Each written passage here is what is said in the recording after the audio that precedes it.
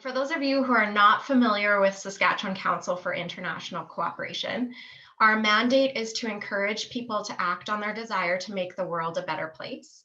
We do this by supporting people to take meaningful action.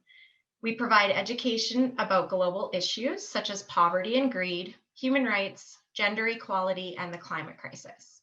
My work focuses on professional development for practicing and pre-service teachers, as well as working with curriculum developers to ensure that GCE curriculum is included throughout Saskatchewan classrooms. And I will ask my colleague Leah from SaskOutdoors to take it away. Hi, as Amy said, I'm Leah Jepp. I'm the General Manager of SaskOutdoors. The mission of SaskOutdoors is to connect the people of Saskatchewan to the outdoors and inspire a sense of curiosity and play within our natural environment by passionately delivering programs and services that promote awareness of outdoor recreation and environmental stewardship. We do this through offering professional development opportunities, such as this event, as well as by offering opportunities for people to spend time outdoors engaged in recreation activities. I have the pleasure of introducing our moderator this evening. Our moderator is Derek Hyland. He is a husband, father, and grade 8 teacher in Lloydminster with the Land-Based Cultural Leadership Program. Derek is a board member of SaskOutdoors and a co-host of SaskOutdoors' podcast called Let's Talk Outdoors. Sweet, thanks, Leah. So I'm gonna just introduce everybody here before we get rolling. So first we have Jill Arnott. She's the executive director of the University of Regina Women's Center and also teaches in the Women's and Gender Studies Department. She's worked extensively in the larger community, particularly in areas of domestic and sexual violence with both adults and youth. In 2010, Jill was the recipient of a YWCA Women of Distinction Award for Community Leadership and Enhancement. Her primary areas of interest are the ways in which sexuality, race, and gender impact how individuals experience the world, with a particular focus on violence. Next, we have Russ Fayant. He's a Capel Valley Michif who descended from buffalo hunters in the historic Western Métis Nation. He is a resident of Oskana-Kasastiki. I think I got that close, Russ. Regina for many years. He's a current faculty member of the Saskatchewan Urban Native Teacher Education Program at the U of R, where he teaches Métis history and Michif. His scholarly work and interests include Métis history and cultural studies, decolonization studies, critical race theory, and Indigenous language reclamation and revitalization. In his spare time, he enjoys visiting with relatives in the valley, learning and practicing Michif, playing guitar, fishing, camping, and hiking. We also have joining us tonight Brenna Pacholko. She is a Métis woman with Indigenous ancestral lines extending to Métis and First Nation communities throughout southern Saskatchewan. Brenna is a faculty member at the Saskatchewan Urban Native Teacher Education Program in Regina. She enjoys exploring Métis culture and Indigenous perspectives through an educational lens. She loves the arts, engaging in social justice topics across the board, the outdoors, and traveling. And last, but of course not least, we have Aditi Garg, an educational development specialist at the University of Saskatchewan. She helps university instructors work on inclusive and responsive practices, education for sustainable development, curriculum development, and the internalization of teaching and learning. Her background is in secondary education, in French immersion, mathematics, and outdoor education. She's a first generation settler with stories and memories in Treaty 1 and Treaty 6 territories. Aditi was a 2021 recipient of the SCIC Global Citizen Youth Award. Hello, everyone. Welcome. Sorry, that was rapid fire. So we have a couple questions just to kind of go through today. As Amy said, if you have questions at the end, we'll take a little bit of time. We'll take about 30 minutes to go through a few questions, just kind of have a kind of a free conversation, and then we'll do a little Q&A at the end. And if you want to pop on and say your question, or if you just want to throw it in the chat, we'll do that when we get there. So to start, we're talking about global citizenship education here today. I wondered if everyone would maybe give us, how would you define global citizenship education? Maybe, Russ, could you start us off? I'm going to put you on the spot. Thanks for putting me on the spot there. And thanks everybody for showing up tonight. I don't think I'll go too in depth into sort of a textbook term of global citizenship education, because I think there are people here that can do a much better job at that. I think what I can offer is perhaps an Indigenous perspective. And I come from both Cree and Michif peoples, and both of those peoples really talk about our relationship to each other and our relationship to the land through metaphors. And so we have a couple of phrases, and one in Cree is Kinanaskamitnao, and it's a word that you often hear at the end of a prayer, and it means all my relations. And in Michif, we have a similar word, which is Niwawakomitonan, which means we're related to one another. And when we as Indigenous people talk about our relations, we're talking about our Indigenous brothers and sisters.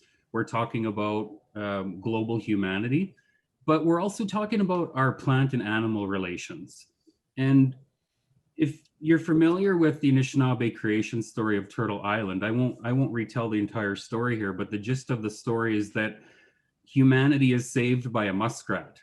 And in that story, we are expected to learn that we as humans really are completely dependent upon the natural world for our survival. And so when I think of global citizenship education, I think about teaching my students and my community members about our need and our desire to have reciprocal relationships with each other, but also with the land and those that inhabit the land. And I think in order to do that, we have to critically examine colonization and the impact that settlement has had on relationships with Indigenous people, but also on the land. But I also think it means that we need to examine things like consumer patterns and economic systems, which often tell us that, to be good Canadians, we have to consume, we have to support an economy.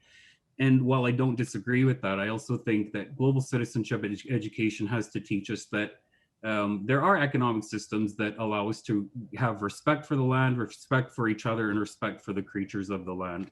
So I think there's going to be some really smart people talking about a different interpretation of global citizenship education. So I'll leave it at that for now. Thanks, Russ. Maybe we'll throw it over to Aditi. Thanks, Derek.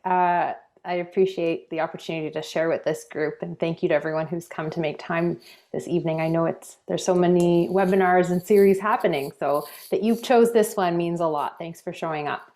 The global citizenship, that was a question that was asked of the nominees for the SCIC award, and I really struggle with this term. My background is more so on the environmental science side and environmental ethics. And that tends to be clumped together with global citizenship education by UNESCO. And the idea of global, to me, evokes senses the legacy of globalization, as Russ implied, like that sense of colonization and of an economic driver for global connection. And then there's also the element of citizen. And the word citizenship also seems weighted and heavy in colonization, in borders, in putting up division, walls between different cultures and communities. And to me, that's a divisive word. So taking global and globalization and citizen and citizenship and how we defend practices of citizenship and who we deny citizenship for, putting those two words together and then coming up with something positive is a real cognitive battle for me. So being able to put those two together and coming up with this idea that maybe we can create people, and when I say create, I say kind of watch as students develop and become these people who can have global impact, or folks who feel a sense of reciprocity and connection between each other, is a big leap. And that's where I think there are ambitious, creative, energized educators wanting to make a difference and wanting to help students bridge the gaps and tear down the walls. And I've had this sentence going through my brain for the last few weeks, and I can't remember where I read it, but it's that idea that nobody is going to give you the education to overthrow them. And I think a lot of us recognize that when we work in schools, whether it be primary, secondary, tertiary, higher education, we're all working in a system that is designed to give folks a very specific skill set, or to give them a specific mindset. And sometimes we need to be willing to say, no, we're going to give students more than that. We're going to give them the power to overthrow us or to change us and to be radical. And I love that term radical because I'm a former math teacher, and the idea, and radical is the symbol that goes over a square root. And when you take the square root of something, you're getting to the root of the issue. So I think to be radical is to get to the root of a problem. And to me, that's beautiful. And I think that's a poetry in mathematics, that we can say, let's be radical and get to the root of the issue. And in global citizenship, we're saying local actions and the way that we comport ourselves, the way we build relation with each other, is going to help us overcome global issues, or issues that affect us all, or that are from legacies of the past. So I think I'll leave it at that for now. Thanks, Aditi. There's a lot to chew on there. Jill, what are your thoughts on how we can, how you personally define global citizenship education? Thank you. Thanks for having me. And just to echo everybody else, thanks for being here and giving us a little bit of airtime to chat about this. In both sort of the areas that I work in terms of the Women's Center and when I'm teaching, I focus a lot on the idea that we're all global citizens. And I appreciate what you had to say about how weighted those words are, because I feel the same way about them. But when I'm teaching in my classes, I try really hard to get my students to see that, there's a world beyond the world that they know, a world beyond, their immediate sort of location, and to really examine what locations they occupy so that they can see that, not everybody occupies the same location. So not everybody has the same access to resources and opportunities and security, right? Security of the person, all of those things. Privilege, right, is a very layered thing. And so a lot of the work that we do inside my classroom has to do with really getting real conscious about who you are and where those layers are for you, and what aspects of your identity shape both how you walk in the world, but also how the world sees you as you navigate it. And we try hard to, in my 100 class in particular, we talk a lot about, it's a soundbite, kind of like a smorgasbord. I always tell them a variety of issues, but I want them to be able to tie it all together and see that, fast fashion and the woman who worked in Rana Plaza in Dhaka is absolutely related to them, and that choice that they make has an impact. And so maybe it's not that you can't buy that t-shirt, but maybe it is another way for you to see that the vote that you have here, when you choose your elected leaders, is a way for you to be a responsible global citizen, because it's beyond just what's happening in your wallet or in your economy or in your backyard, right? All of those things are important, but we absolutely share a connection. And when we think about the environment, right, it's not about just what we're doing. People say that all the time. And my students talk about this all the time, right? How do you deal with this stuff? People talk about the carbon tax, environmental taxes, and this and that. Well, pollution is everywhere, right? I mean, the environment, climate change, all of that, it belongs to all of us. And we are connected across the planet in that way. And so again, my students have an opportunity to see that choices that they make here, people they elect, the questions that they ask, have an impact that goes far beyond what they can see. But part of their sort of, being a good steward of the planet and being a good global citizen is to feel like you can have those conversations. And so thinking about identity and thinking about our spheres of influence is sort of, my most favorite strategy these days for, sort of communicating what it looks like to be a global citizen, like a solid, member of a global community, I suppose, in maybe a phrase that's a little bit more hopeful and relational, but that when they deal in their spheres of influence in a way that challenges some of the normative practices and attitudes that, are super harmful, they have a way to participate.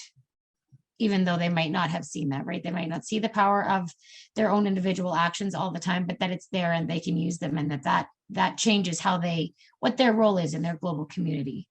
And so that connectedness piece for me when I'm teaching, and in the rest of the work that we do as well, is kind of the key, because we don't exist in a vacuum. And I think when we take time to think about who we are and all the layers of who we are, and remember that not everybody occupies that same location, and so their experience and their worldview and how they frame things, and even the things people can dream about or know how to dream about or have access to dreaming about, are impacted by the locations we occupy. And if we can get, like you said, Aditi, to the root kind of underneath of some of those things, right, where we share things, then I think that we can imagine that we are part of something bigger than, the immediate world that we operate in every day. Awesome. Brenna, do you have something you want to, your thoughts, throw in the ring there? Sure. So I think that obviously a lot could be reiterated, but I'm just going to talk about the definition of global citizenship education, which we really haven't explored in terms of that specific phrase too much in our program. But yet when we look at what is global citizenship education, and the other three have defined it, I think nicely, the way that is a common definition for it. I think that when we look at our programming and what we do with our students and what we hope our students will therefore then do with their students when they're practicing educators, is global citizenship education. We just haven't defined it like that. What we do work with in our program is the work of Paulo Freire, and he kind of coined the term conscientization.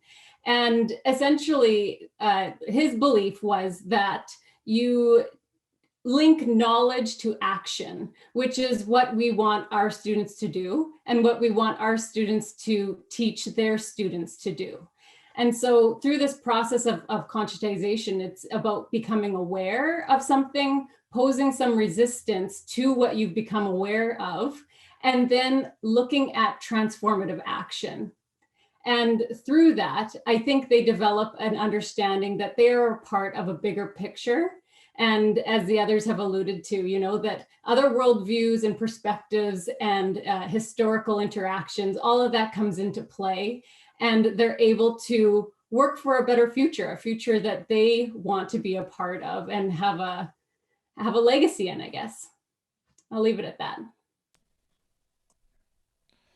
So it sounds like it's just really easy to do. Like it's just no problem. So let's think about this a little bit. So we've talked about like building reciprocal relationships, both with like all of, kinship all around us across the globe, thinking about building those connections with each other, and creating an understanding, and like there's more to the world than what you know, and your actions affect other things, or other people, other things, the world, everything. And so how do we, what tools do students need to be able to do this? How do we equip them for this? Or how do we, what do they need to know how to do? I don't know if anyone wants to chat. Aditi, sure. I'll hop in. I'll save you the awkward silence. I was thinking of another thought when Russ mentioned the word reciprocity. One of my favorite authors, if you ever need to listen to an audiobook to put you to sleep or just relax, I should say, is Robin Wall Kimmerer, Braiding Sweetgrass. And yeah, and for me, the idea of reciprocity in her book was one that really stuck, with the idea that colonialism, or perhaps more specifically capitalism, follows an extractive model. And I know in my own thinking, this is something that I really default to. I say, how can I use that? Especially as a teacher, it's like, here's a resource. How can I use that? I want to take this, photocopy it, and give it to my students because I want good stuff and I want good ideas and I want to use it. So that extractive mindset is one that I've had to really think about, particularly in the last year, when I go to these webinars and I just take information, I'm also trying to now think, okay, what do I give, or what do I offer to the group, or how do I have some kind of exchange or mutual understanding there? But I can't do that unless I know who I am. So the starting point in a lot of global learning, and this is, you can see this reflected in the American Association for Colleges and Universities and their global learning framework, is that self-awareness is number one. So what do I know about who I am? How do I identify? What is my position? With my work at the University of Saskatchewan and our work towards indigenization, decolonization, and reconciliation, we focus a lot on positionality. How do we get someone to identify with themselves and recognize their heritage, their truths, their stories before they can build a reciprocal relationship? So I can't offer someone else something if I don't know who I am first. That's my general idea for what I want students to have. We were talking about that as well, that there are some foundational layers to uncover before you can actually dive into this work. And one of those things was that the students need to have a sense of humility. And so I think that that pairs nicely with what Aditi was saying there.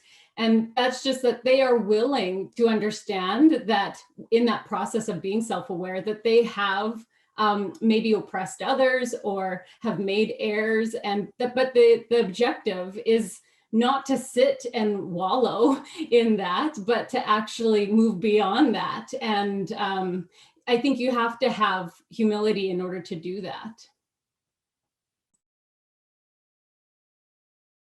If I can just jump off what Brenna was saying, I think it's something, humility is something that we spend a lot of time working on at Suntip with our students. And it's not an easy thing, because even though all of our students are Indigenous and humility is a fundamental value in most of their cultures, it's not something that is really always honored or respected in Western culture or in settler culture. And so we have students who generally graduate a high school system or a public education system that come to us and don't always understand humility the way that we want them to. And so some of the ways that we try to connect our students to the idea of humility are tapping into Indigenous epistemology, and particularly Indigenous psychological knowledge, which can be done quite easily through land-based learning. And I know Derek does quite a lot of that. And I think it's something that we'll hear more and more of in the province in terms of effective teaching practices, not just for Indigenous students, but for all students. And of course, in IEK, or Indigenous ecological knowledge, we teach that idea of reciprocity. And it's as simple as, giving tobacco down when you're picking a plant, or making sure that when you teach students how to pick a plant or a medicine, that they're not taking the entire plant. It's that idea that we're constantly reinforcing that we are not the most important thing. Another thing that we do with our students that I think is quite effective in terms of nurturing humility is making sure that they are grounded in kindness and empathy and in community. And one of the ways we do that is by connecting them with old ones in the community or elders in the community. And so, we have projects that are based around our students making connections at Indigenous senior citizen homes, or we quite often will invite old ones or elders into our classrooms, and they've become actually quite a fundamental part of our curriculum.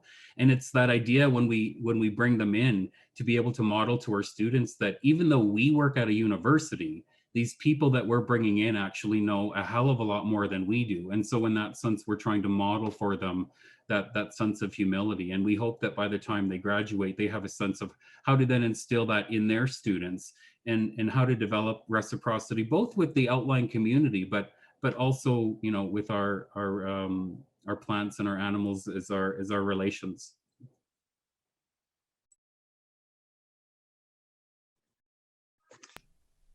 All of that that's like hard to have anything to contribute to what's already been said. But one of the tools that I use always in my 100 classes is to ask my students to make a personal mind map or a brain map. And so in the center of that map is that they locate themselves. So whatever it is that they feel like is most significant about who they are, 3-4 aspects of their identity that they at the very beginning of the semester decide are sort of key to how they walk in the world, right? What they feel like the world looks like, and also how the world sees them. And then they pick a number of concepts that are related to our class and, map out where they are at the beginning of the semester, kind of how they understand them. Then in the middle of the semester, we do it again. And they are to show the ways in which, they are becoming aware of biases, and they're sort of, being very reflective and thinking about, those sort of pre-existing ideals and things that may not have been totally conscious of in light of now the new information that they have, up until that point to the middle of the semester. They do it again at the very end of the semester. So it's like a map. I encourage them to do it in a way that it's like, here's the first map, here's the second map, here's the third map, so that they can start at the beginning. We can both at the very end look at the beginning and see who they are, who they said they were, and how that impacted how they saw or understood all of these concepts at the very beginning of the semester, in the middle of the semester, and then at the end, right? To see where there's been growth and where there's been shifting and where they've, had some aha moments about themselves and about the world around them. And they write a paper at the end as well to go with the third one. And I would hate this project, and I tell every class that I would hate it. I don't really think this way. I am not good with Prezi. I'm not super creative. My entire academic career was centered on writing 30, 40, 55 pages, theses, whatever. That's what I'm good at. This project would have made me want to quit the class, but it's so valuable. And even, the students who feel like I do at the beginning of the semester, almost always, I would say 98% of the feedback is I had no idea, about this about myself or that about myself. And I didn't know that this was going to be so important to me. And I can't believe I didn't put this on my first map. And I can't believe the degree of privilege that I have, that I was so totally unaware of. How did I not know this? How is this just, something I'm just realizing now? And what if I hadn't taken this class? What if nobody had asked me to think about how I think about things? What are those things that are underneath all the ways that I think about things, the biases and the values and the opinions that nobody's ever really asked me to unpack and have a good look at, and see how maybe they're harmful, or see where I've really had blinders on. Or so it's a really, really, and also there are a lot of work for me to mark as well. But it's such a rewarding tool for them and for me, because you get to see them developing this super critical way of, examining their own experience in light of now where they live, right? In a land that's been colonized, with a history that they maybe were not aware of. What is their relation to their larger global community? What about the environment? All of these things that maybe they hadn't been super critical about before, and maybe didn't even care about, weren't necessarily on the radar, but they're able to see that there are connections between things that they hadn't made. And like I said, to really have a good sense of their own location when they think about some larger scale sort of things outside of themselves. And it's been such a great tool. I don't know what took me so long. I've been using it for a long time now. It took me a long time to get there, but now I do it all the time, because it's such a far more valuable than asking them to write, a really giant research paper with all kinds of books on a works cited list, in my opinion. So it's one of my most favorite tools to sort of get the ball rolling. Mm-hmm. So, Aditi, yeah. Yeah, I just wanted to say, I love that from a teaching perspective, because you're getting them to be metacognitive in their, they're using their metacognition, I should say. They're actually thinking about how they see the world, the lens that they have, and where they intersect with different parts of their life and their community. So that's really awesome. I also love that too, because you're making them uncomfortable. And I promised Derek this story. I was going to say, I don't like being soggy. And I used to be a sailor. And as a sailor, sometimes you don't get the greatest steady wind, and you start bobbing into the water. You're hanging off the side of the boat and your butt starts bobbing into the water, and you get a soggy butt. And to me, that is the feeling of discomfort that I want my students to feel. So I tell them that story, and I'm like, you know what? You're just going to be uncomfortable for a little while, but your sailboat eventually is going to take off, your sails are going to fill, and you're going to be powering along. We're letting go of the anchors that are holding you back, we're catching the right wind, and we're going to go, and your butt's not going to be soggy anymore. But being okay in that discomfort in the moment, and you're having that soggy butt, is to me some of the richest learning opportunities, and moments where you see students just getting into it and getting awkward and annoyed, and you're like, yes, I love this. And I think that really relates to GCE, the framework from UNESCO that talks about I'm reading off a screen here because I have the screenshot ready to go. Cognitive domain, the social, emotional, and the behavioral. You're teaching them how to behave in an appropriate way or in a respectful way when you're in discomfort. You're teaching them how to regulate the social, emotional, and you're dealing with whatever the cognitive or the concepts or topics of your discipline are. So I think that really does hit on the framework of what global citizenship education should encompass. Awesome. I want to circle back just a little bit, because we've talked about creating humility and really like looking inwards and thinking about ourselves. But previously we also talked about like, bridging and finding a bridge to make relationships with people that or things that we're not as comfortable with, we don't know as much. So how do we move from that place of, okay, now I've done some work, maybe I understand where I'm coming from a little bit better, but how do I then how do we get students to move that forward and make those bridges to maybe someone who sits across from them who they have no connection at all to, someone people on the other side of the world? Like how do we bridge that to issues that maybe seem far away from them? How do we do that? I'm going off script here. Any thoughts on that? Brenna, I'm throwing it to you. Well, we were talking a little bit about how our students, it seems like, I would say in the last decade or so, have really turned to a lot of community involvement on their own volition. Obviously, like Russell's explained a little bit about how we bring community into our practice and our program, and how, old ones and community members have been foundational.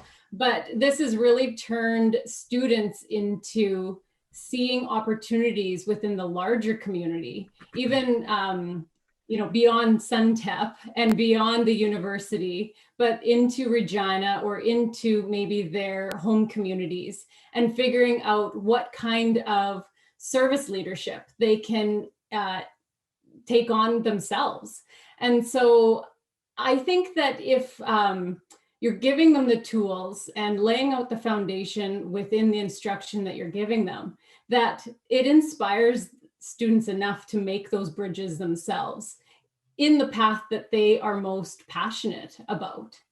And I think, a few of you have been speaking today, like a little bit about giving the education into the hands of the learners and having student-led education. And it's disrupting some of that power balance that we have, where we feel that, the educator needs to have all of the knowledge, and we're giving that knowledge to students. But if we see that education can be shared and it's a dialogue, then we are giving the power to the students, and they feel empowered then to take it beyond the classroom or beyond that one project.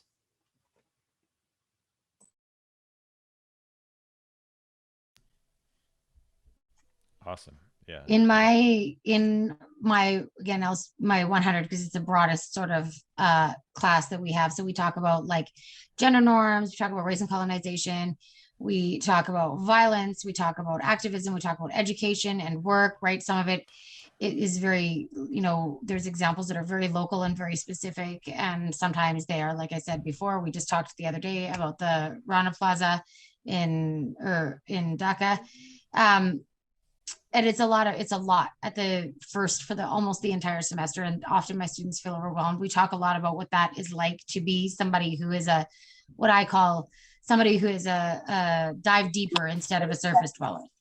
And that means to live inside of the world, right? And to be underneath, to go beyond what is just on the surface, and what you can, not be overwhelmed by, and why it's important to be overwhelmed, and why you should care about these things, and why it's important for things to bother you and, spur you into action and those kinds of things. But at the end of the semester, the last two chunks, we look at a lot of examples, both local and global, of where individual people have identified a something, gap, problem, issue, whatever, and decided to do something about it. And I hammer on them a lot about the power of the individual, right? That you have, the opportunities are all around you. right? To connect with your community, to see that there's a need and to do something about it. And it doesn't require that you have tons of money, right? You don't have to be Bill Gates with all kinds of money to be a philanthropist, right? There's all kinds of ways to participate and to have these meaningful exchanges and to be able to be what I call an activated agent of change. That's what I always tell them to do, right? Operate in your sphere of influence. Talk to the people that you are surrounded by. And when you see something, think about the ways that you can do something about it. Sometimes it's a matter of just reaching out to the people that you know. Sometimes it's a matter of somebody knows somebody and you can get, a really awesome initiative going, or right. And you've created a whole nother community of people who are like-minded. But I try to really reinforce that now that you've spent all of this time looking at who you are and thinking about your privilege and all of the things that change how you walk in the world, what can you do with that? Because there's people all over the planet that face far more obstacles than we do, right? Given the layer of privilege that we have just by virtue of being in that classroom together. And they are stepping up and they're doing things. So now that we've identified places where we have privilege, what do we do with it? And how do we make meaning of it and make it a tool for change, right? That will allow us to contribute to creating a world that we can feel we left a little bit better than we found. And I get feedback all the time about having felt like, being only one person, it never really felt like their voice or anything that they could do would have much power. Mm-hmm. And I think so often that's the thing, is that people feel like I'm only one. What can I do? And when it's reinforced that they have tremendous power, I see all the time that they're willing to run with it, right? Once they can see that they have some, often they're very willing and very excited about doing that. But it's about helping them to see that all of everything is started with someone who was, willing to be uncomfortable and, get your hands dirty and roll your sleeves up. Awesome. Yeah, I think of some of the best stuff that's happened with students that I've witnessed come from finding an issue, finding something that they care about, and having some kind of passion that they can, invoke to do something with that. So there's different skills. There's a lot of stuff going on. How do we why do you think it's important to do this? We have a few more minutes. Just kind of want to wrap up with this one. Why do we need to create global citizens, or why is this important? There's lots of stuff going on. There's lots of curriculum. There's lots of, there's testing. There's so much stuff as an educator that goes on within the walls of a classroom. Why make time for this? Why is this so important? I think one of the most important skills that we need to really nurture today as a society, whether we're looking at economic impact or social impact, is critical and creative thinking. And really, there's no better way to nurture critical and creative thinkers by making them aware of global issues and local issues that are affecting our communities. I think that a lot of people think that, GCE is something that I have to go and buy a bunch of materials for, or I have to take some training for, or that I have to spend time outside of my regular subjects teaching. And of course, for those of us that are teachers here, we know that GCE can easily be incorporated into every single subject area. And when you do so, it makes it engaging. And all of us who have taught students know that when you can light a fire under them with a certain issue that's affecting them, it makes them a lot more passionate about the learning. In our traditional philosophy, in traditional Cree and Michif philosophy, there's something called Tikanagan philosophy, and a Tikanagan it's a word for a cradle board, and a cradle board is basically a stiff piece of wood that has a moss bag attached to it, where you would put a baby and you would wrap them very tightly, and the mother could carry it on her back. And when the mom or the family had to do some work, basically this Tikanagan would be sort of leaned up against a tree. And the baby would just sit there. And the idea behind it was not just, we'll ditch our babies so we can do some work. The idea behind it was to allow that child to observe everything that was going on around it. And so, even if you think of, the concept of a teepee, there's no place to hide in a teepee. Whether you're an old person or a young person, you see everything that goes on in that teepee.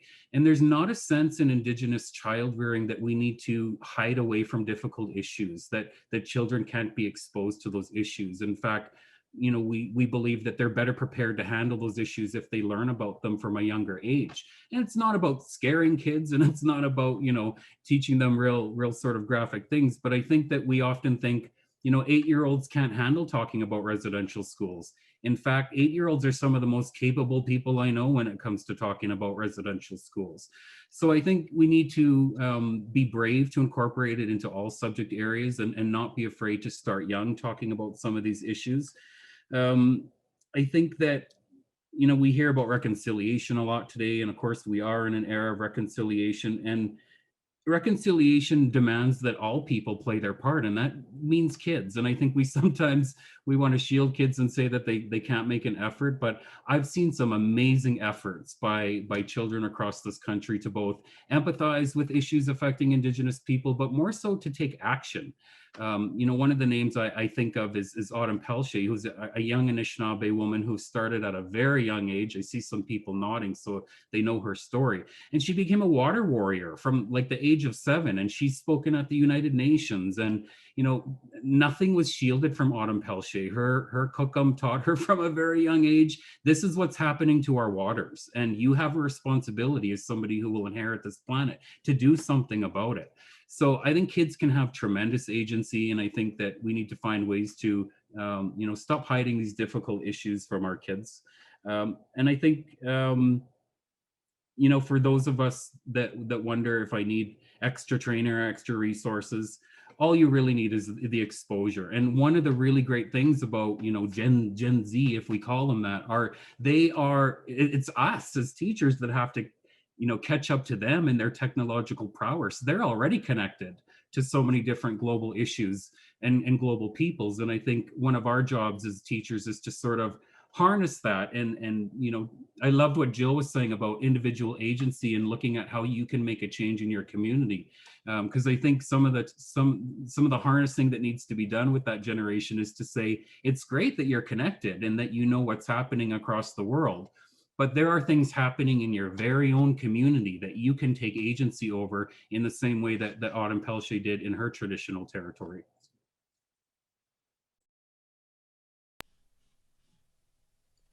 Thanks. I can build on that to say, when we're showing students that their individual power, one of the coolest things I've seen in the last year, or rather 2 years ago, this was more 2019, 2020, was a group of youth in Saskatoon taking on Fridays for the Future. So looking at climate action in Saskatoon and coming together and saying, we're just going to do this. Like, we're going to meet and we're going to go every Friday in front of City Hall. And they were inspired by leaders like Autumn Pelche and others. And, they took this on their own volition. They started coming together and they used social media to do it. And I think the important distinction there is that, yes, it was individual, but it became collective. So they understood how they could go from being just one person to a group of people acting against a greater power and using their collective power in that sense. And one of the ideas that made me think of was the idea of mirrors and windows. And this comes from an American movement on I think culturally responsive pedagogy. And the idea being that students, the young people that we nurture need to be, our role is to give them mirrors and windows. We want to give them opportunities to see themselves in the work. So they need mirrors. They need to be held up. We need to hold up mirrors for them to see what other people that look like them and are like them are doing. And they also need windows. So when we can say, look, there's someone different than you who's doing this cool thing over there. So we want to be, every student should be able to see themselves in the resources that we curate for our courses, and they should be able to see others that don't look like them. So I like that idea of mirrors and windows for all of our learners, particularly students who have been left out, who have not been included in the resources that we that are provided by that are approved by ministries of education or selected by course leaders. So being really conscientious about the resources that we do choose and leveraging all of that Gen Z magic online and getting, I think that's our job, is scaffolding, showing the mirrors and the windows so that we can help them build that collective energy. Harnessing TikTok from just like watching dancers to, global movements. So moving, how to use that technology that you use so good in a good way. I like that. Cool. We're getting close. Brenna or Jill, did you want to add anything in on this one? Just all of that is awesome, and I agree. I love the ideas, the metaphor of the windows and the mirrors. I always tell my classes, right, that it's great if they can meet the academic standard and write me some awesome paper with all the perfect citations and a really great, bibliography. And it's great if they can remember the year that women got the vote, the difference in time between when white women got the vote and when Indigenous people got the vote.